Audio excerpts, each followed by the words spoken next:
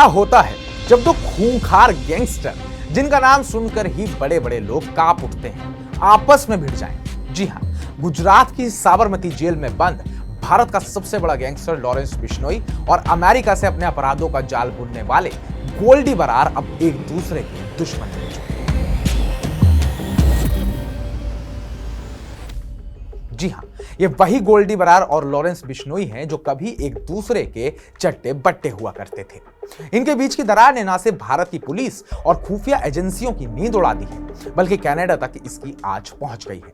आइए इस crime thriller की कहानी में गोता लगाएं और जानें कि आखिर क्या हुआ कि इन दो गैंगस्टरों का गठजोड़ टूट गया और अब ये नया खेल क्या क्या कर सकता है और क्या बिगाड़ सकता है। नमस्कार, मैं उत्कर्ष प्रताप सिंह और आप देख रहे हैं टीवी9 भारतवर्ष।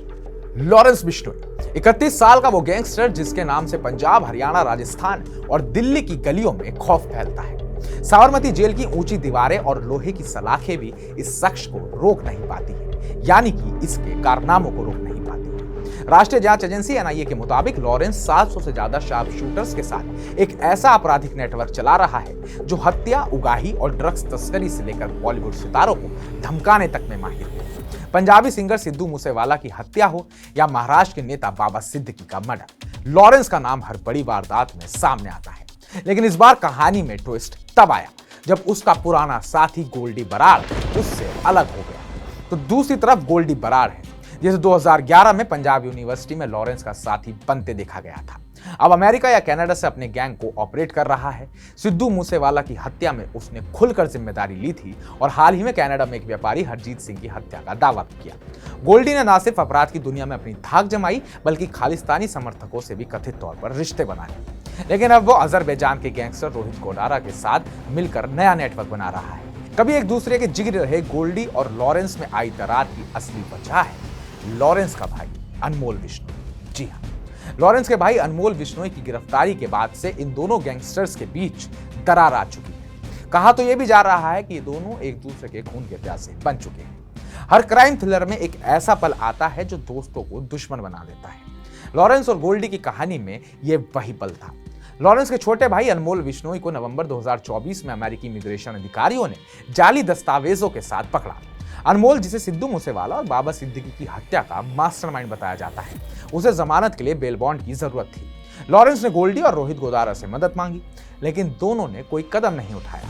अनमोल को बाद में रिहा तो कर दिया गया, लेकिन उसे ट्रैकर के साथ छोड़ा गया।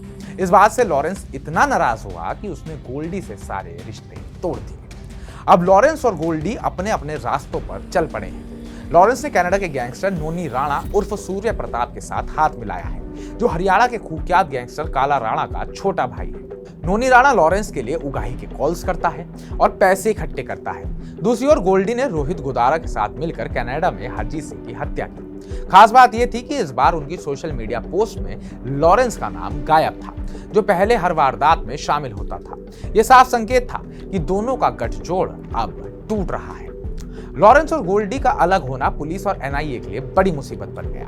पंजाब, हरियाणा, राजस्थान और दिल्ली की पुलिस ने हाल ही में एनआईए के साथ बैठक की, जिसमें इस नए खतरे पर चर्चा हुई। दोनों गैंगस्टर्स के अलग अलग नेटवर्क बनाने से अब अपराध की दुनिया में नई जंग छिड़ सकती है। लॉरेंस की साबरमती जेल से अपने गैंग को चलाने की क्षमता ने सभी को हैरान कर रखा है।